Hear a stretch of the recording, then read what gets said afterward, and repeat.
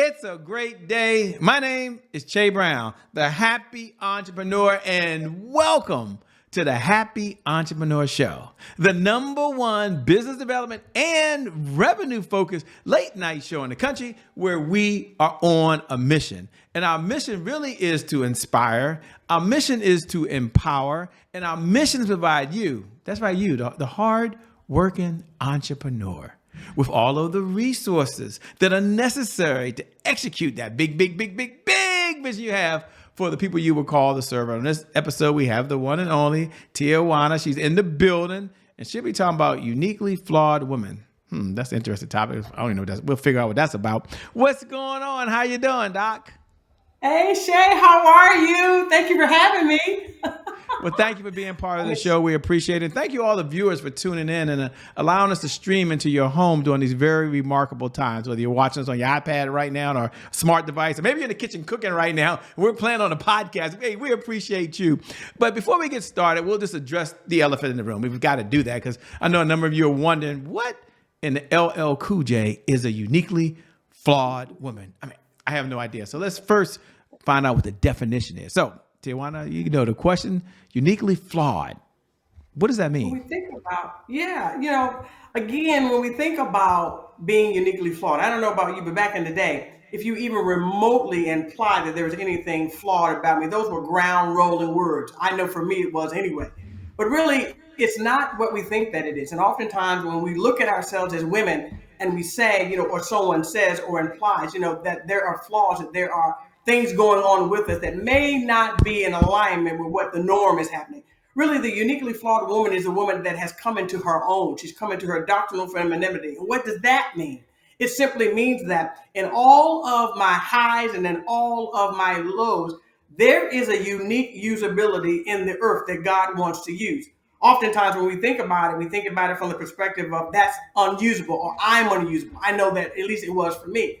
But when I got the revelation and ran with it, basically what it boils down to is that I want you to understand whatever that flaw is, whatever that past situation is, there is a unique usability that is profitable, not just in business, but in the earth as a whole. And we as women need to walk in that. We need to embrace that. And so that's what the uniquely flawed woman is. It is a woman that's confident in all of her flaws, not just the complexities of what she's good at, but those areas that might be a little shady. And so it takes a woman to know that and to be able to walk in that, not just again in business, but in life as a whole.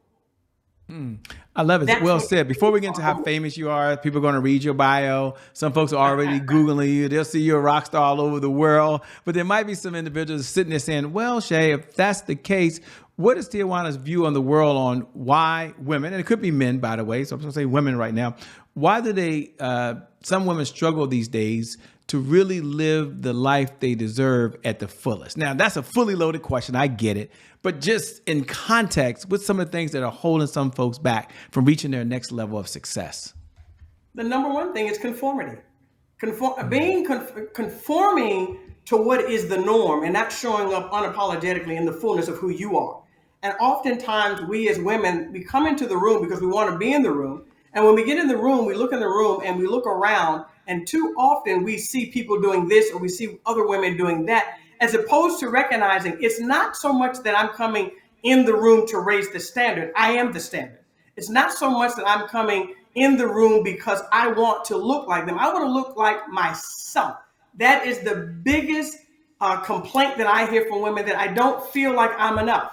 I don't feel like when I walk in the room that I'm in alignment with what is trending. Well, here again, what's trending in your life may not be trending in someone else's life. I like to use one of the quotes that Ayanna Van Sant, and I love it because it is a truth. Truth is truth is truth. And what she says is that when we compare ourselves, it is an act of violence against ourselves. That, to me, speaks volume across ethnicities, across cities and states and countries and continents. And when we as women come into that place and recognize, you know what? My show up may not look like your show up, but guess what? It is the fullness of who I am. And I think a lot of times we don't do that as women. For the person that's listening saying, I like what I'm hearing, she's spot on, I want to be the standard, but what would you say to me, Shay? I needed to understand that I had a challenge growing up. I had a challenge in my background, some things that with some trauma that kind of holds me back. What does she say to women that need to shift their mindset? And again, ladies and gentlemen, we only have so much time, so it's not a counseling session, but what would you say to that person that says, it's because I was told this when I was younger, or this happened to me? What do you say to folks to kind of, I don't want to say the word break free, but kind of move on and move up? Two things. Number one, embrace the process. We have to be willing to embrace the process. And once you embrace the process, it's being renewed in the spirit of your mind. I liken it unto this. We all want transformation, and we use these cliche words, but what do they really mean? Transformation is about having a mindset about what's valuable about you. There are thousands of people, there are thousands of women that are out there that are doing the very same things that I'm doing. However, they cannot do what I do because there isn't a unique usability. My voice may not be heard by someone else's voices.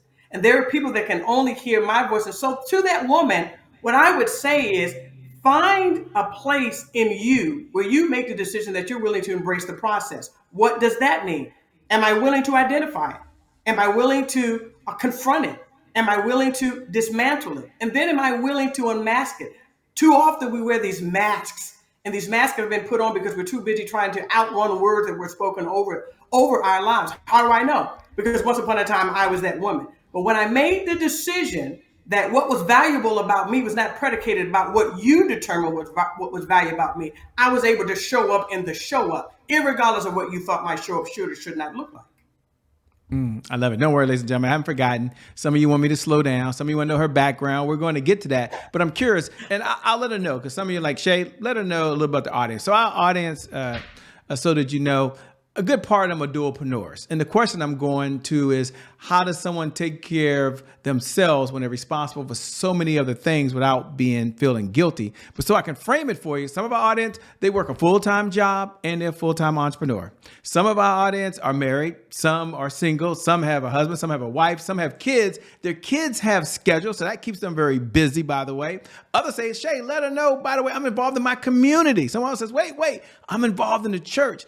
Someone else is saying, I got a lot going on. So she's saying be all these things, but how do you make sure you take care of yourself without feeling guilty when a lot of other people are dependent on you? Again, I know it's an unfair question, but ladies and gentlemen, she said I can ask whatever question I want. So let's ask her. Absolutely. It's real simple. What you frame thus far is what I do. Who am I? With all that's going on, and I myself, when we had children, we're empty nesters now. I had all of those schedules. There were many people that were dependent upon me. On top of, being in ministry, being a pastor, traveling, being an entrepreneur. But at some juncture, I had to sit still and I had to sit down somewhere and say, who are you? T. I'm mother, I'm wife, I'm a student, I'm a leader, I'm an entrepreneur. All of those things define what you do. But until you're willing to sit down and ask yourself the question, have a conversation with yourself. Who am I? Because our identity, more often than not, especially in this culture, in this time, is so wrapped up in what I'm doing and where I'm showing up. But if we don't learn as women how to show up for ourselves, guess what? The business, the wife, the husband, the children, the students, the leadership, the community, they will all show up. But at the last moment, the question will still be on the table. Who am I if I don't show up for any of this at all? And I had to come to that point. I love it. Let's take a moment and slow down, because some of you are meeting Dr. Tiajuana for the very first time. You have no idea who she is. Others, I know you better bio and you're Googling her right now, some of you. So take a moment if you can. Let's slow down. The question, two-part question. Number one, who are you? That'll be pretty cool for folks to know. And then what was that backstory? Because you have so much. That backstory that led you to the path of doing what you're doing now. That backstory was real simple. When I say it was real simple, because I chose to embrace the process of being processed. I stopped running, trying to run away from the words that were spoken over my life. I wasn't that popular person, if you will.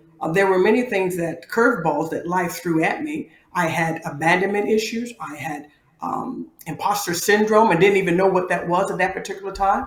I had the issue with not being able to know exactly who I was. I had daddy issues, not just abandonment issues from my father, but I also had rejection issues. I was rejected not just because of who I was, but rejected because of the pigmentation of my skin. I was also bullied, and also too, when life began to happen, there were times where I was ostracized in ministry. There were times where I was characters assassinated. There were times when I was tossed to the side. And there were also times where life handed me what I didn't expect for it to hand to me. I was brutally raped. And those were things and those were instances that I had to be able to confront. Too often, we want to get out here in these streets, whether it is entertainment, whether it is on the speaking platform, and we want to empower folk. But here's the bottom line to it. Let me just be real honest and transparent here. Until we are empowered through the word of God, we're out here in these streets faking empowering people, because if you haven't unmasked it, if you haven't confronted and identified it and dismantled it, what you're doing is giving them principles and tools. And I didn't want to do that. And so when God gave me this revelation, I said to him simply this: God, how do I do this? How do I embrace that woman? How do I bring them into this space that they may know that this is authentic? This isn't just something I read in a book. This is my life. You see, uniquely flawed isn't just my spiritual brain, it's my life. And I think a lot of times when we get out here in these different streets, entrepreneurial streets, we become the business as opposed to making the priority. The business is not who I am. The business has become who I am because I know who I am. And I think that's important. It's very important. It's very, very important. And that leads to another very important question, which is, you found it uniquely God purpose. And you mentioned purpose, I don't know, 4 or 5 times already. Purpose means a lot of things to different people. So can we just give, hey, the definition of purpose? And for the person that's trying to seek their purpose, what's one way they can go about doing it? And then how does someone know when they're in their purpose? Again, ladies and gentlemen, loaded question, but love to get her perspective. There are many definitions for purpose, but I like to make it real simple, because when Jesus taught, he did not give us, words that didn't weigh anything. When you understand that your words weigh, you need to weigh your words. So I weigh my words. And so when I talk about purpose and how did I find out about my purpose, I simply ask God the question: who am I? We got to come back to that again. And why was I created? I know that you've placed me in this family. I know that I don't look the same. I know that I don't speak the same. I know that my processes and my journeys are different. But why did you create me? What purpose have you put me in the earth for? And he made it real simple to me. I had a real simple conversation. He simply said that they may know that that my use of them is not predicated upon their competencies, but rather it is predicated upon the usability of their lives, their shortcomings, their highs and their lows. Because when we cross these people's paths, when we cross different people's paths, what a travesty it would be to be that fig tree for them to come and want to have a conversation and you don't have the oil. And we're not transparent enough. I had to learn that vulnerability did not mean weakness. Now, you don't go around telling all of your business. However, we have to learn that in order to come into the fullness of our purpose, we have to be willing to be vulnerable. How else will people know? How else will they hear your voice? I can't tell you how many times I've been, whether in the grocery store or on a platform, and someone has come up to me and said, you know what? I've always thought back that, but I never had the courage to say that. If we're not willing to be vulnerable about our past and even our present, as long as it brings God glory, then how can we really fully walk in our purpose? Walking in purpose, how do I know that I'm doing that? Well, I used to say many years ago that it is the thing that you will do if they never paid you. If I'm never paid, I have been paid fully because he set me free. If I never get on another platform, my purpose is that I know that I'm doing and I'm postured in the place so that wherever I am, God has the blood bought right, has given me the blood bought right to share about where I've come from, that others may be set free. Oftentimes, we want people to know a portion, and we're very vague. But when you get in the trenches because you want to see somebody free, that's purpose. To me, that is purpose, and that's what I live. It's not something I do, it's something I live. Powerful. What do you enjoy most about what you're doing these days? I had a chance to meet you, see you face to face recently, and you seem to have a lot of glow, a lot of excitement, a lot of energy. So I'm just curious, what do you enjoy most about the mission and the work you're on now? One thing, I love seeing women walk in their doctrinal femininity. That sounds deep, but what does that mean? It simply means that I'm fearfully and wonderfully made. It simply means that I'm unignorable. I'm too important to be ignored. I'm too important.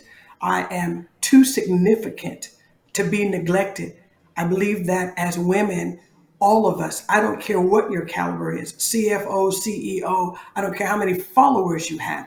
At the end of the day, what you want to know is what you've said, what you're doing, how you've hugged someone, how you've taken the time to hear their words, how they have come up with tears in their eyes.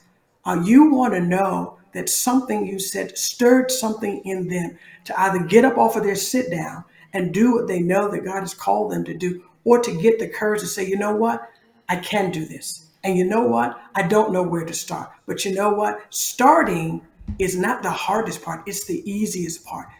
That's what excites me the most. I eat, sleep, drink, and live that. I love it. That's amazing. You know, that leads us to a segment we have here, and thanks for being so authentic, so transparent, and dropping so many wisdoms. By the way, gems of wisdom, I'll say. It leads us to a segment we have here called "Today is my January 1st." Now, for those folks who tune in every night at 11 p.m. Eastern Standard Time, you already know what we're about to do. You might even wait for this magical moment so you can utter those words and you can say them. Today is my January 1st. Now, for all the other folks who are joining for the very first time, welcome to the Happy Entrepreneur Show family. We're glad you're here. Thanks for allowing us to stream into your home during these very remarkable times that we live in. But today is my January 1st is our personal mantra. It represents a fresh start. It represents a do-over. It means our past, no matter how dark and gloomy that past is, or how bright and sunny that past is back there, the past no longer equals really the future. And so my question for Dr. Tiajuana on the other side is twofold. Number one, when you hear those words, today is my January 1st, what do you hear? And number two, what was a moment or time in your life there was a setback, and how did you bounce back from it? My January 1st was when I came into the fullness that my flaws are more impactful and far more reaching than the complexities in which they were established. That was my January 1st. What do I mean by that?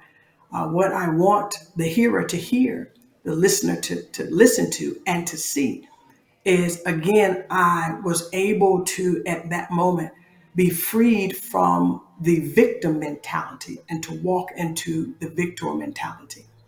One of the greatest setbacks that really orchestrated that and ended up being the end result that shifted me into this space was the business was running me and I was not running the business. My identity was caught up in what I do and not who I am.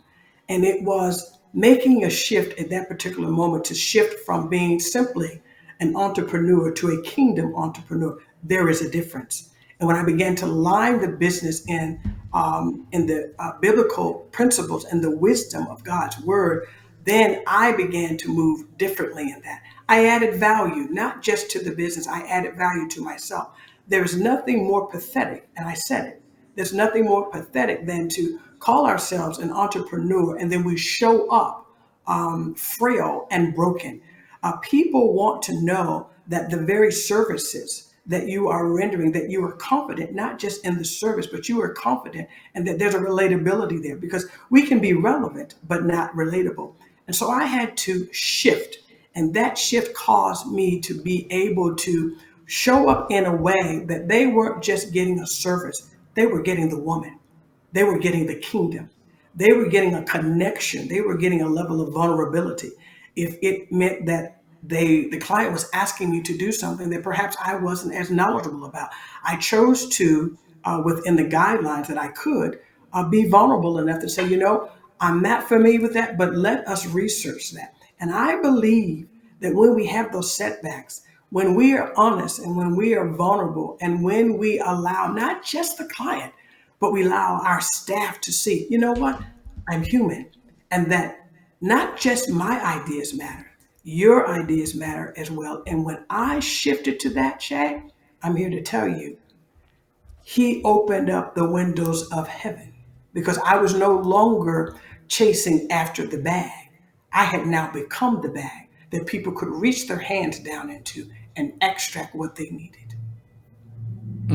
I love it, by the way. I love it. You know, one of my favorite questions to ask is, especially as you're being so transparent as you've been through this entire time we've had here, is what's one of the best pieces of advice you've ever been given? Now, I'll frame it for the audience. When I ask you to come off the mountain with the 10 commandments, okay, when that's not what we're asking you to do, but you've had lots of mentors along this journey of life, I'm sure. You read probably more books than maybe you can remember these days. I don't even really count the number of videos I watch anymore. There used to be a time I could watch the number of training videos I was watching. I just lost track. Everything seems to be video these days. So the question is, if you had to step back in the time we have and say, Shay, here's one of the best pieces of advice that's been given to me that I'm going to pass on to the audience, what would it be and why? I'd have to say the best piece of advice I've ever gotten from a mentor was never show up just to show up. That was the best piece of advice I'd ever gotten. I didn't understand it at that particular moment, but over the years, I was able to dissect that and make it personal. Why? What's your why? And I had not confronted myself. Why do you want to be on that platform? Why do you want to be in that room? Why do you want to create that room? Don't just show up just to be showing up. I likened it unto something my grandfather, who's gone home to be with the Lord, told me many, many years ago when I was a little girl. He told me, not every dollar is a good dollar. And I took the principles of that and made it my own. Not every invitation is for me. I'm not for everybody, but I am for somebody. So when I show up, I'm showing up 10 toes deep because there's purpose. And if it's just one or if it's 1,000, there is a person there that's going to be able to hear my voice and get what they need. So I don't show up just to show up. When I show up in a room, I'm there for purpose. I love it. When you're not out saving the world, when you're not out preaching the gospel, you're not out helping women be uniquely unflawed, what do you do for fun these days just to kick back and relax? I'm a foodie. I Foodie. love. Okay. I'm not that foodie, the one that prepares it, but I love traveling with my husband. I love traveling, and we love trying different things. I love roller skating. I love speed. I love definitely doing the bumper cars and the race cars. I love motorcycles. Oh yes, I do. I love all of that, and I love above everything else. I love being in my sacred secret time with the Lord, of course, reading the Word of God, because then it fuels me in the grocery store, it fuels me in the nail salon, it fuels me that so no matter where I'm going, I have conversation. I love having conversation, and I think we don't do enough of that. I love doing those things. I love it too, by the way. Thank you so much. As we come down the home stretch, really a two-part question. Number one, what type of clients is your firm looking to work with these days, if any? I'm not sure if we're taking on any clients. And number two, how can folks connect with you? How can they stay in this conversation? How can they be a part of what you're doing? Where should they go? What should they do? Absolutely. You know, when I think about that, and I think I was naive at the onset coming into really the entrepreneurial space, but over the years, I've really defined it in one word, really 1 to 2 words, and that is be ready. If you are ready, then that is the client. What does that entail? It goes back to what I said at the beginning. Are you ready to identify it? Are you ready to confront it? Are you ready to dismantle it? And are you ready to unmask it? You know, showing up unapologetically means that I have to be ready. I can mentor you, I can coach you, I can counsel you until I'm blue in the face. But the client that's being sent to us now, that is really coming into this space that God has given me, the uniquely flawed, I hear 2 words. I'm ready. That's really what I'm asking you, to be ready.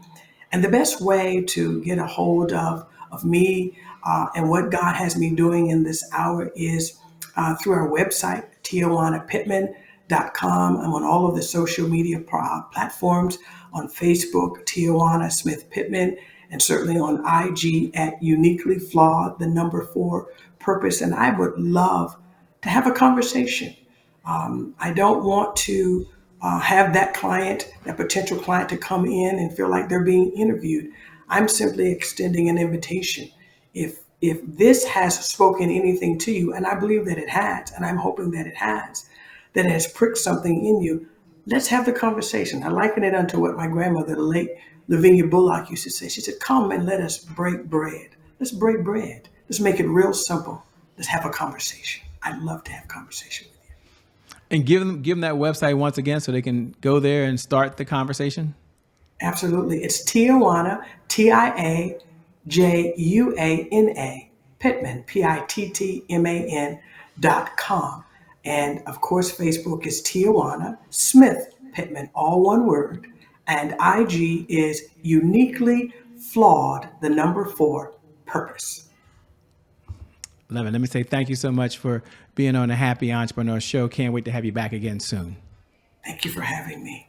And thank you to viewers. Thank you for tuning in, by the way, because without you, well, we really don't have a show. So we always appreciate it when you show up, by the way. And I never get tired of reminding you, every night at 11 p.m. Eastern Standard Time, no matter what's going on in your life, by the way, no matter if you've been hit with the punch that you never saw coming, or you're in a situation where you're going to another level of success, here's what I believe. I believe that today is your January 1st. Because of just that one reason alone, I believe your best is still yet to come. Your best is yet to come. Your best is yet to come. With that being said, my name is Shay Brown. It hadn't changed. The Happy Entrepreneur. We out of here. Peace. Keep doing God's works. Thanks a lot. See you later, Doc. Bye-bye.